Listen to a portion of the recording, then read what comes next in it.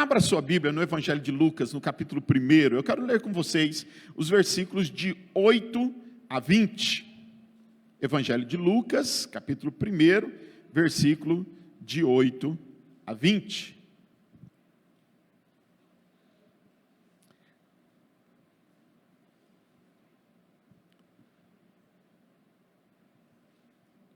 Ora, aconteceu que, exercendo ele diante de Deus o sacerdócio na ordem do seu turno, coube-lhe, por sorte, segundo o costume sacerdotal, entrar no santuário do Senhor para queimar o incenso.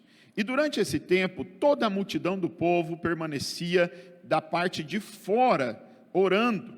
E eis que lhe apareceu o anjo do Senhor em pé, à direita do altar do incenso. E vendo-o, Zacarias turbou-se e apoderou-se dele grande temor. Disse-lhe, porém, o anjo: Zacarias, não temas, porque a tua oração foi ouvida, e Isabel, tua mulher, te dará à luz a um filho, a quem darás o nome de João. Em ti haverá prazer e alegria, e muitos se regozijarão com o seu nascimento. Pois ele será grande diante do Senhor, não beberá vinho, nem bebida forte, será cheio do Espírito Santo, desde o ventre materno. E converterá muitos dos filhos de Israel ao Senhor, seu Deus. E irá diante do Senhor, no espírito e no poder de Elias, para converter o coração dos pais aos filhos, converter os desobedientes à prudência dos justos, e habilitar para o Senhor um povo preparado. Então perguntou Zacarias ao anjo: como saberei isto? Pois eu sou velho e minha mulher é avançada em dias. E respondeu-lhe o anjo: eu sou Gabriel, que assisto diante de Deus, e fui enviado para falar-te e trazer-te estas boas novas. Todavia, ficarás mudo e não poderás falar, até o dia em que estas coisas venham a realizar-se, porquanto não acreditastes nas minhas palavras, as quais a seu tempo se cumprirão. Queridos, eu quero falar nessa noite sobre fé, sobre preparar-se para viver pela fé. O pastor disse que nós passamos algumas situações, alguns problemas. Eu tive um infarto renal, um infarto no rim direito. Mas o procedimento, ele é o mesmo procedimento de um infarto do coração. A diferença é que eu tenho 43 anos e aos 43 anos, o infarto do coração, ele é fulminante. A chance de sobrevivência é praticamente zero. E o meu infarto no rim me levou ao hospital, fiquei internado alguns dias, havia a chance de um novo infarto, de esse infarto se repetir e piorar a situação do rim, eu poderia perder um rim, e as primeiras notícias sempre são as mais duras, as mais difíceis. E eu cheguei no hospital e perguntei ao médico: doutor, por que o infarto aconteceu no rim e não no coração? E ele disse: porque a veia entupiu lá embaixo e não lá em cima. Eu falei: mas existe uma explicação lógica para isso? E ele disse: claro, tem a veia que está aqui em cima no coração e tem a veia que está embaixo no rim. Se ela entope aqui embaixo no rim, ele vai causar o infarto no rim. E eu disse: não, doutor, o senhor não está entendendo, o senhor está fazendo de conta que não está entendendo. Eu estou querendo saber se havia a mesma chance de, como aconteceu no rim, de que esse bloqueio na veia tivesse sido no coração. E ele disse: Paulo, a mesma probabilidade. E eu disse: não, doutor, tem uma probabilidade que o senhor não entende, chamada a mão de Deus. Queridos, nós estamos diante de um texto muito lindo e ao mesmo tempo muito complexo. E quando eu estudei esse texto, quando eu comecei a preparar esse texto para a mensagem, eu fiquei pensando nas viagens que eu fazia exatamente lá para Jardim. Eu fiquei no final do ano passado, aliás, no ano passado, quase inteiro, indo para Jardim de 15 em 15 dias, e voltando depois do culto à noite, entre Nilwak e Sidrolândia, a gente caminhava quilômetros e quilômetros, sem encontrar um carro, sem encontrar uma alma viva. quilômetros e quilômetros ali, num trecho que praticamente ninguém passa depois das 10 horas. E eu passava ali sempre por volta das 11, meia-noite, e não encontrava quase ninguém no caminho. E eu fiquei pensando o seguinte: qual é o tamanho da nossa fé? O quanto estamos preparados para recebermos as bênçãos de Deus sobre as nossas vidas? Será que nós estamos prontos para isso? Será que nós estamos preparados para que Deus realize milagres em nós e através de nós? E eu fiquei pensando, se eu visse, tente se colocar no meu lugar, se você visse uma luz, um clarão, caindo do céu, vindo numa estrada totalmente escura, sem ninguém, se você visse essa luz rasgando do céu para baixo, o que seria a primeira coisa que viria na sua mente? Bom, se eu estivesse na Ucrânia, eu diria que seria um míssil, uma bomba. Está caindo uma bomba por aqui. Se eu fosse alguém que nasceu e foi criado no sítio, provavelmente eu iria achar que era uma estrela cadente.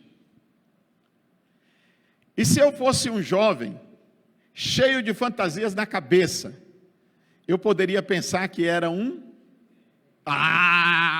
matar em cima, um extraterrestre, uma nave espacial, está caindo a nave espacial. Mas sabe, irmãos, eu acredito que muitos de nós iríamos ficar pensativos também sobre o que seria isso. Mas vamos piorar a situação ou melhorá-la. Digamos que, passando pelo caminho, chegávamos mais próximos daquela luz. E aquela luz que rasgou o céu, já não está mais no céu, ela está no chão. E nós começamos a ver a luz brilhando lá no chão. Qual seria a reação do seu marido se ele estivesse ao volante? Qual seria a sua reação se você estivesse ao volante? Você iria se aproximar daquela luz? Você iria parar, frear e ficar com medo daquela luz? Qual seria a sua reação? O texto nos conta a história de Zacarias. Zacarias era o pastor Zacarias. Era o obreiro da igreja.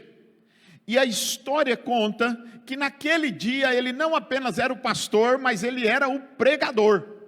Aqui a gente tem alguns pastores, mas alguns pastores estão sentados e o pregador é o pastor Paulo. E aí a gente fica pensando o seguinte: como que é um pastor o dia que vai pregar e como que é um pastor o dia que não vai pregar? E dá-me a impressão de que quando a gente vai pregar, a gente ora mais, a gente fica mais pertinho de Deus, fala: Senhor, eu não sou nada. Se eu vou ministrar a palavra, é a tua palavra, eu preciso do Senhor. Quando eu vou receber a palavra, irmãos, eu tomo banho e vou embora para a igreja. Mas se eu vou ministrar, eu fico: Senhor, tem misericórdia. O povo vai sair da casa para ir lá na igreja, e eles não vão para me ouvir, então o Senhor precisa me usar, para o bem da tua causa, da tua obra, me usa, Senhor. E Zacarias estava no dia da sua ministração, da sua responsabilidade sacerdotal, e ele provavelmente estava muito próximo a Deus, pastor Ronaldo. Aquele dia ele estava especialmente próximo de Deus, e ele chega no templo. Naquela época as pessoas não entravam no templo, as pessoas ficavam fora no pátio, e somente Zacarias entra no templo para acender o incenso, ou para manter o incenso aceso. E a Bíblia diz, a história que nós lemos, diz que quando Zacarias entrou no templo, ele se deparou com alguém, e a primeira reação dele foi medo.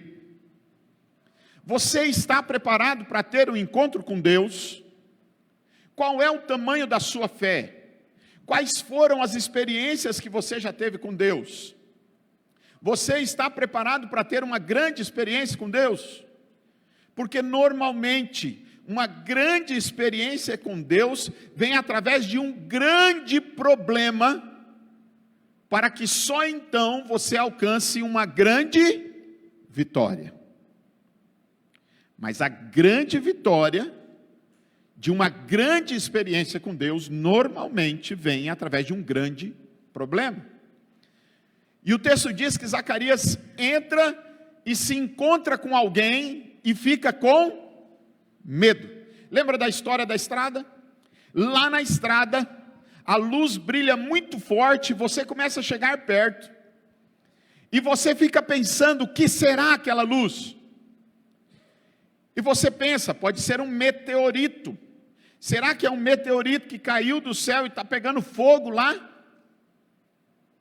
Será que é um OVNI, um objeto voador não identificado, que está brilhando com as suas luzes maravilhosas?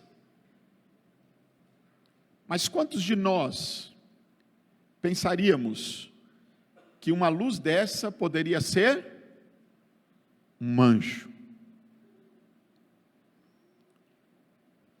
Quantos de nós estamos preparados para termos um encontro com um anjo?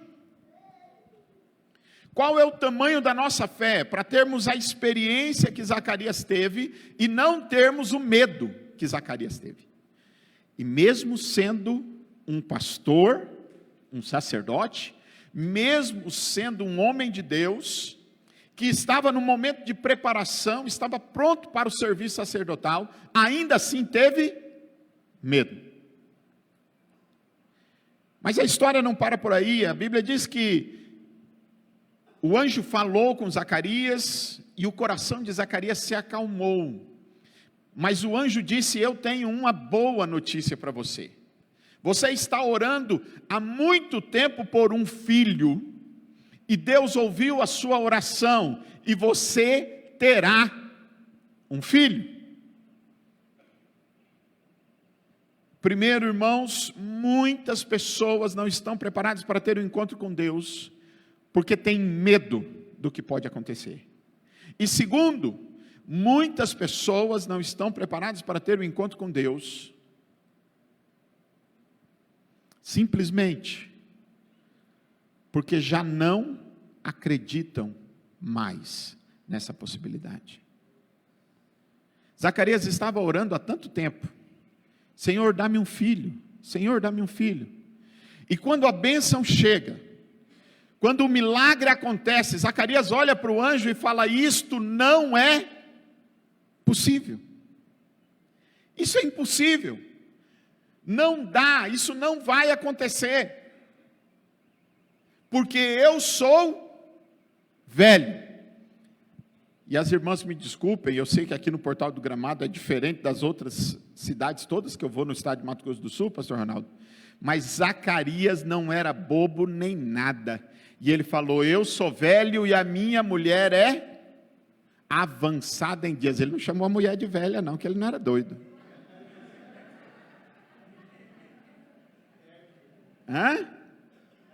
Ele não era doido. Eu sou velho e a minha mulher é avançada em dias. Ó, viu? Vai que o anjo conta para ela, pastor.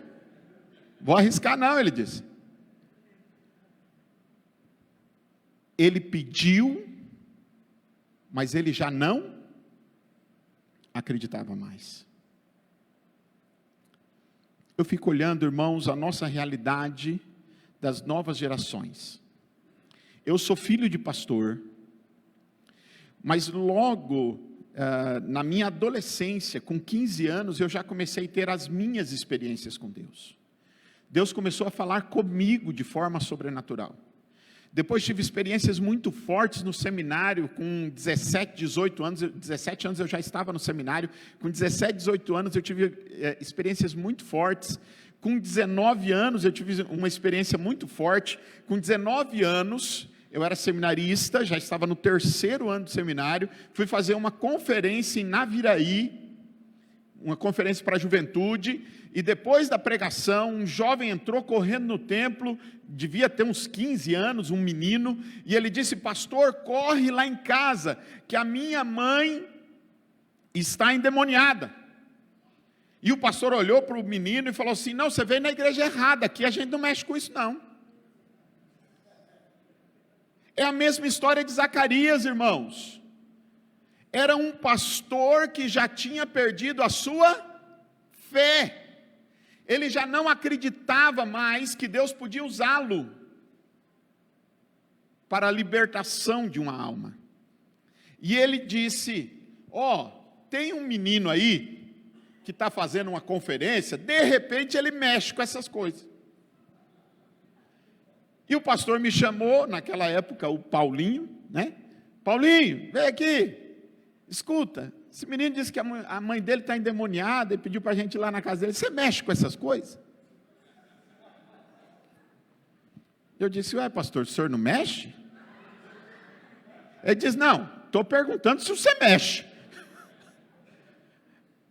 Eu falei: vamos lá, porque não é eu, nem o senhor, quem resolve isso não tem segredo, irmãos. O milagre não vem por minha causa, não é porque o pastor Paulo é um bom gestor, um bom administrador, porque o pastor Paulo prega mal, nem as minhas virtudes, nem os meus defeitos vão impedir o agir de Deus na vida do seu povo. É isso. E eu disse: vamos lá.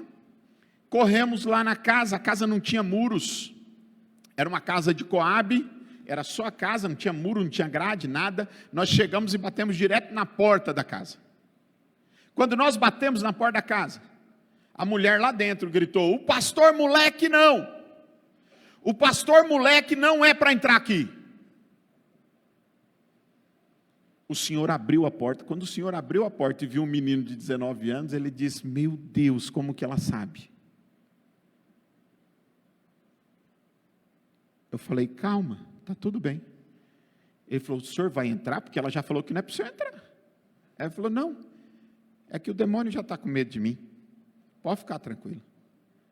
E eu entrei, e ele disse: olha, mas ela não está aqui na sala, ela está lá no fundo. E entre a sala e a cozinha havia uma porta. Então tinha a porta da sala, a porta da cozinha, e ela estava num quarto, numa terceira porta fechada, amarrada em cima da cama, e ela sabia que um pastor moleque estava lá fora. Pergunta para um ateu como que ela sabia disso. Ele vai dizer que isso não aconteceu, que são elucubrações da minha cabeça, né? Surto psicótico. Mas foi coletivo, porque estava eu, o pastor, estava o filho que tinha ido buscar a gente e estava o marido. E nós entramos naquele quarto, expulsamos o demônio e fomos embora. 1 ano e meio depois eu me tornei o pastor daquela igreja e me tornei o pastor daquela mulher. Porque o nosso Deus é um Deus que realizou milagres a vida inteira e que não parou de realizar milagres.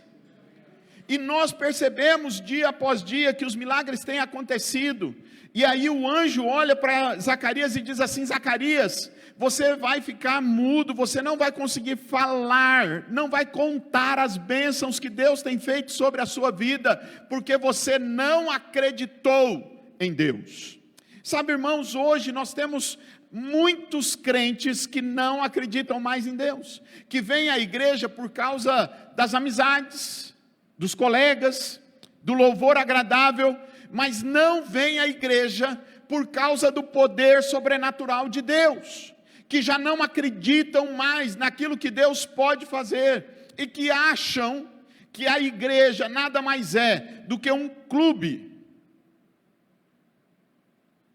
Mas eu quero dizer para vocês, irmãos, pela fé, que o nosso Deus continua realizando milagres como fez na vida de Zacarias.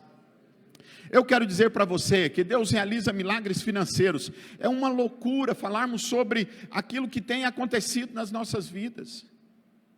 Nós não podemos nem ficar falando, mas a realidade do Brasil, pastor Ronaldo, ela passou a mudar financeiramente a realidade do país, da nação, a partir do momento do crescimento dos evangélicos. Você já percebeu isso? Você já fez um estudo sobre isso? A melhora econômica do nosso país passa pelo início dos anos 80 e principalmente pelo início dos anos 90, quando houve a maior explosão do número de evangélicos no país. Na década de 70 nós éramos 3% da população. Hoje nós somos mais de 30% da população. E o país melhorou à medida que o número de evangélicos cresceu. Sabe por quê, irmãos? Isso não é força política, isso não é jeito político, não é esquema político, isso é o poder de Deus. A nossa nação viveu a era do poder de Deus, e o poder de Deus mudou a história das nossas vidas, das nossas famílias, e nós fomos melhorando de vida. Eu nasci em 78, aos 12 anos de idade, eu vendia picolé na rua, mas eu nunca desisti de trabalhar, porque vender picolé na rua não é problema nenhum. E eu fui depois mudando, eu fui evoluindo, eu fui vender cachorro quente na rua. Foi progredindo. E nós fomos melhorando de vida, porque Deus foi fazendo um milagre na nossa história. Hoje todos os meus irmãos são muito bem, muito tranquilos na sua vida financeira, coisa que os nossos pais não eram. Ah, pastor, mas isso aconteceu no mundo inteiro. Não aconteceu não, meu irmão. Isso não aconteceu. Nós estamos falando do Oriente Médio, nós estamos falando da guerra na Ucrânia, o mundo continua do mesmo jeito. Um querendo matar o outro, um querendo acabar com o outro. Mas pela fé, nós acreditamos que o Brasil será o celeiro do Evangelho de Cristo para o mundo. É isso que nós falamos de missões. Nós cremos nisso, irmãos. Nós não estamos pregando só porque hoje eu estou aqui na frente, não. Eu creio nisso, eu sei disso, isso tem acontecido, isso continuará a acontecer. Nós falaremos de Cristo aos povos de todo o mundo. Pastor, será que vamos mesmo? Será que nós conseguimos? Não tem problema, se você ficar mudo como Zacarias, porque você não crê. Não tem problema. O estado do Rio de Janeiro, irmãos, tem 8.000 igrejas batistas. Se você quer crer que nós levaremos o Evangelho ao mundo, creia. E se você não quer crer, pode fechar a sua boca e ficar quietinho. Porque mesmo que você não faça a sua parte, Deus vai fazer a dele. Zacarias não acreditou no milagre, e mesmo ele não acreditando, o milagre aconteceu. Tem um camarada aí, que eu não vou ficar citando o nome, mas ele falava assim: olha, você vem aqui que eu vou realizar um milagre na sua vida, e o milagre vai acontecer. E aí quando o milagre não acontecia, ele virava a chavinha e falava: sabe por que o milagre não aconteceu? Porque você não tem. Deus não precisa da sua fé para fazer o milagre. Zacarias não tinha fé, Zacarias não acreditou, Zacarias teve medo do anjo, e o milagre aconteceu. Porque mesmo que você deixe de ser crente, mesmo que você deixe de acreditar em Deus, Deus não muda. Deus vai continuar fazendo. Mas eu quero convidar você a participar disso. A participar daquilo que Deus tem feito. E eu quero já ir para o final da minha mensagem, da minha ministração, dizendo para você, meu irmão, você faz as suas escolhas. Se você vai ter fé, ou se você não vai ter fé. Se você vai ter medo daquilo que Deus pode fazer através de você, ou em você. Quando a gente fala de missões, tem muita mãe que fica preocupada, e que faz aquela oração: Senhor, manda o filho da minha vizinha, não o meu. Senhor, lá na Índia ainda estão matando os crentes, então manda o filho do pastor Ronaldo, não manda o meu filho não. Eu não sei se você quer ou não participar disto, mas eu quero dizer para você, abra o seu coração, deixe Deus fazer milagres na sua vida, e na vida dos outros através de você. Creia num Deus que fez milagres o tempo todo. E aí aos jovens, meu jovem querido, adolescente, você acredita no Deus dos seus pais muitas vezes, mas vai chegar a hora em que o Deus dos seus pais não será suficiente. Quando o mundo vier com grandes pressões sobre a sua vida, quando a faculdade, a universidade, os colegas de universidade vierem com grandes pressões, falando que a Bíblia é uma falácia, dizendo que Cristo não é nada além de um homem, dizendo que tudo que está escrito aqui é balela, e você não ter respostas para dar, o pai de vocês não vai resolver o problema, e nem o Deus do pai de vocês vai resolver o problema. Nesse momento, quando as pressões estiverem muito fortes sobre as suas vidas, você vai precisar ter a sua experiência com Deus. E se você não tiver a sua experiência com Deus, essas pressões vão enfraquecer tudo aquilo que você ouviu dos seus pais. Tudo aquilo que você ouviu que Deus faz, não servirá mais. Por isso a minha oração tem sido: Senhor, dá experiências sobrenaturais aos nossos adolescentes e aos nossos jovens, para que quando o mundo pressionar demais a eles se lembrem, não apenas daquilo que o Senhor fez aos seus pais e aos seus avós, mas aquilo que o Senhor já fez a eles. Pela fé, irmãos, nós adultos continuaremos a ter as nossas experiências com Deus. Pela fé, os nossos jovens e adolescentes também terão suas experiências com Deus. Mas pai, libere o seu filho para ter essas experiências. Nós vamos ter o Radical Pantanal. Radical Pantanal. Jovens em idade universitária, que deixam um ano a universidade, às vezes está muito novo para ir para a universidade, às vezes está muito novo para encerrar a universidade, o camarada ainda está em dúvida do que ele quer ser. Tem tanta gente hoje que faz um ano de faculdade de Direito, aí depois sai e fala assim: eu acho que não é bem o que eu queria, eu vou fazer matemática. Tem nada a ver. Aí faz 2 anos de matemática e fala: puxa pai, não era bem isso que eu queria, acho que eu quero medicina. Não tem nada a ver, ele não sabe o que ele quer.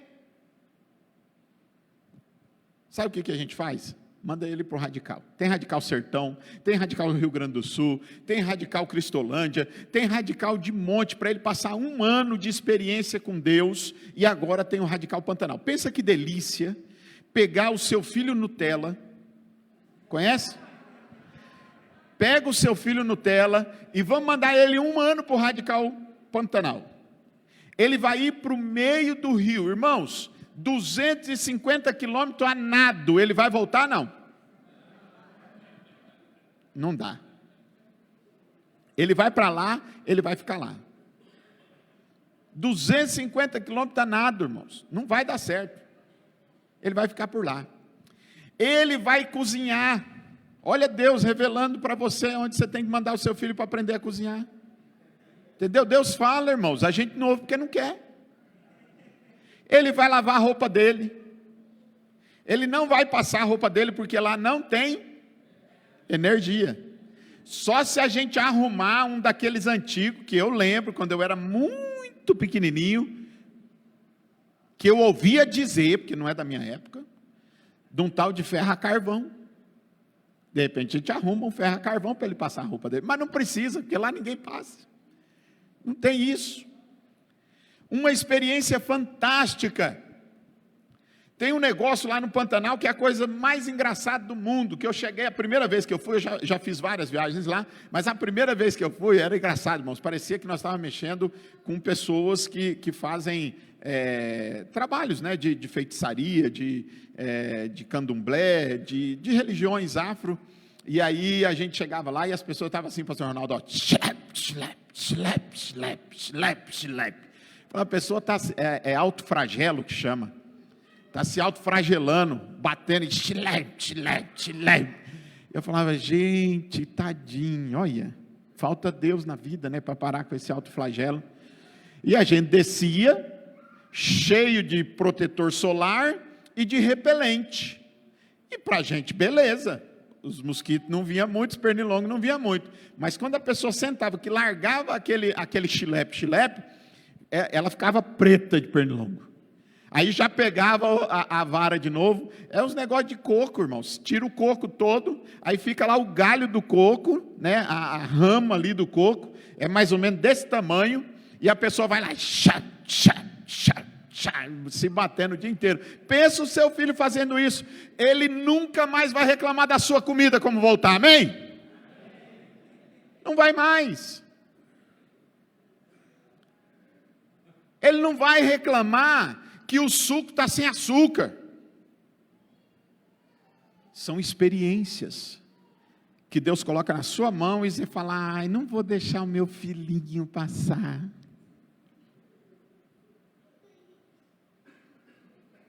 Pela fé, os nossos jovens terão experiências com Deus. Pela fé, se nós virmos uma luz rasgar o céu, nós diremos, é um anjo do Senhor descendo para falar comigo. Senhor, pode mandar, eu estou pronto. Pela fé, eu creio que daqui surgirão pessoas que ainda terão grandes experiências com Deus. Mas quem sabe você nessa noite veio aqui porque tem orado já há muito tempo por um milagre. Tem orado por uma bênção especial, como Zacarias orou. Só que talvez que, como Zacarias, você também já não acredita mais no milagre. Você já se entregou. Irmãos, todos os dias, quando eu pego o meu carro para sair de casa, eu creio no milagre. Eu já sofri perseguições. Há pouco mais de um ano atrás, voltando de Jardim, eu sofri uma perseguição de bandidos querendo roubar o meu carro. E como eu disse, depois de certa hora naquela estrada não tem ninguém. Aquele dia eu não estava com a minha família, éramos eu e Deus dentro do carro. E Deus nos guardou e Deus nos protegeu. Eu cheguei a correr a 180 km por hora na estrada, para fugir dos bandidos. Todos os dias, ao levantarmos e irmos para o trabalho, nós dependemos de milagres de Deus. Mas nós estamos tão acostumados com os milagres, com as coisas que Deus faz para nos guardar, que nós começamos a achar que é tudo normal. A sua vida não é, nunca foi e nunca será normal. Você é um homem de Deus, uma mulher de Deus. Deus tem guardado você. Deus vai continuar a guardar você. Assim como Ele tem guardado os nossos missionários, assim como Ele tem guardado os nossos pastores, assim como Ele tem guardado as nossas igrejas, assim como Deus fez para Zacarias. Talvez não é no tempo que você quer, não é a forma como você quer, não é do jeito que você quer, não era o que Zacarias queria, era o milagre que ele precisava, era o milagre que ele pedia, mas não veio na hora que ele queria. Mas Deus sabe a hora mais importante de chegar ao milagre. Eu quero que você baixe suas cabeças, que você feche seus olhos. Senhor Jesus, assim como Zacarias, talvez alguns de nós aqui tenhamos medo de termos um encontro especial com o Senhor. Assim como Zacarias, talvez alguns de nós aqui já não acreditamos mais no milagre que nós esperamos. Mas, Senhor, nesta noite, nós queremos que a chama do Espírito Santo volte a arder nos nossos corações, de tal maneira que nós creiamos no milagre do Senhor. Que nós queramos, ó Deus, que o Senhor realize milagres em nós e através de nós. Que o Senhor leve os nossos filhos para onde o Senhor quiser, desde que seja a tua vontade. Queremos, ó Deus, que nessa noite possamos entender, sentir a tua presença, mostrando, ó Deus, que o Senhor é um Deus de perto e não de longe, que o Senhor está aqui neste lugar, que o Senhor vai embora para as nossas casas conosco, que o Senhor estará no nosso trabalho amanhã conosco, e que o milagre que nós temos pedido e orado, o Senhor está se preparando para realizar. Pai, nós cremos nisso, nós acreditamos nisso, e eu quero orar neste momento, ó Deus, por esta igreja. Quantas necessidades temos aqui neste lugar? Quantos irmãos e irmãs que estão orando ao Senhor, pedindo algo? Talvez, Senhor, alguns deles já estão pedindo apenas por costume, por hábito, já nem acreditam mais que o Senhor possa fazer. Essa noite, ó Deus, é a noite de reaquecer a chama da fé, para que nós saiamos daqui crendo que o Senhor vai derramar o milagre que nós temos pedido, o milagre pelo qual temos orado. Senhor, se alguém tem pedido e já nem acredita mais, como Zacarias não acreditava, mostre a ele nessa noite, a ela, que o Senhor continua olhando com amor para a vida de cada um deles, e que o Senhor está pronto para ofertar, para oferecer aquilo que cada um precisa. Que ninguém nessa noite saia daqui com medo de ter uma experiência contigo, nem duvidando das coisas que o Senhor pode fazer.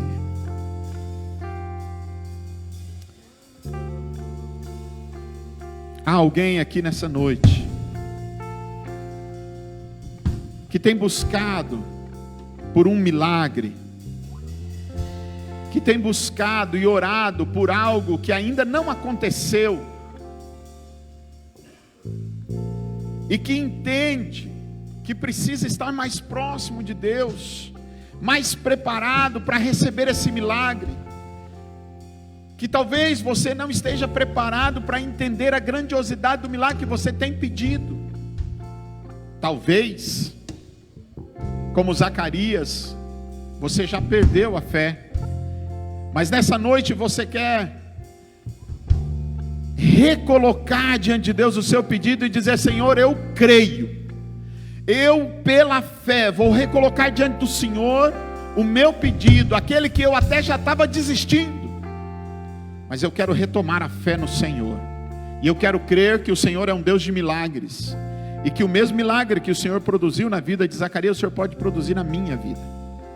Tem alguém aqui nessa noite que gostaria de colocar diante de Deus esse desejo especial? Vem aqui à frente, nós vamos orar por você. Pastor Ronaldo, vem aqui comigo.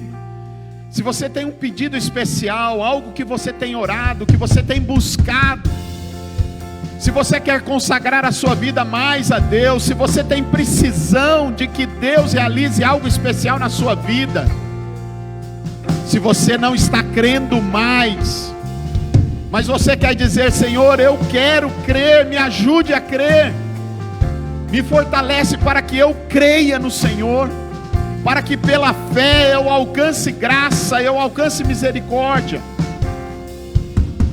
para que eu me lembre que o Senhor é o Deus que nos dá infinitamente mais, além daquilo que pedimos ou pensamos, seja na nossa vida financeira, na saúde, no trabalho, nos filhos, o relacionamento conjugal. O que você está desistindo? Não desiste, entrega nas mãos do Senhor, consagre a Ele, e diga: Senhor, eu quero crer no milagre do Senhor na minha vida, eu quero crer, pela fé eu creio que o Senhor nos dará a resposta, que o Senhor quebrará muralhas, romperá barreiras, e me transformará num vencedor. Senhor Jesus, aqui à frente está o teu povo, ó Deus, que tem orado, que tem buscado, povo, ó Deus, que tem tido fé, mas que agora, ó Deus, coloca diante do Senhor, dizendo: Senhor, eu quero voltar a crer que o Senhor é um Deus do impossível, eu quero continuar crendo que o Senhor é o Deus do impossível, eu quero colocar o meu desejo, o meu anseio, a minha necessidade nas tuas mãos, eu quero colocar a minha família nas tuas mãos. Senhor, cada família aqui, cada vida aqui, olha para cada um, Senhor. O Senhor conhece o pedido da sua mente, o Senhor conhece o pedido desses corações. Atende para a honra e glória do teu nome. Faça-os sentir que o Senhor é um Deus guardador, protetor, e que mesmo que demore um pouco além do que eles pensam, além do que eles gostariam, o Senhor está disposto a entregar a eles aquilo que eles precisam para receber a vitória em nome de Jesus. Pai eterno, no teu nome, pela fé, nós cremos e nós receberemos, porque sabemos em quem temos crido e estamos certos que é poderoso para guardar o nosso tesouro. Muito, muito obrigado. Fortalece esses corações, adestra as mãos, os pés, para caminharem, crendo que o Senhor os ajudará a vencer hoje, amanhã e dia a dia, pela tua graça, pela tua misericórdia, e que nós não ficaremos calados, nós vamos testemunhar do Senhor, nós vamos falar daquilo que temos visto e ouvido, nós vamos falar que o Senhor tem feito no Brasil, no mundo inteiro, em nós e através de nós, pela tua graça, pela tua misericórdia, já com imensa gratidão, em nome de Jesus.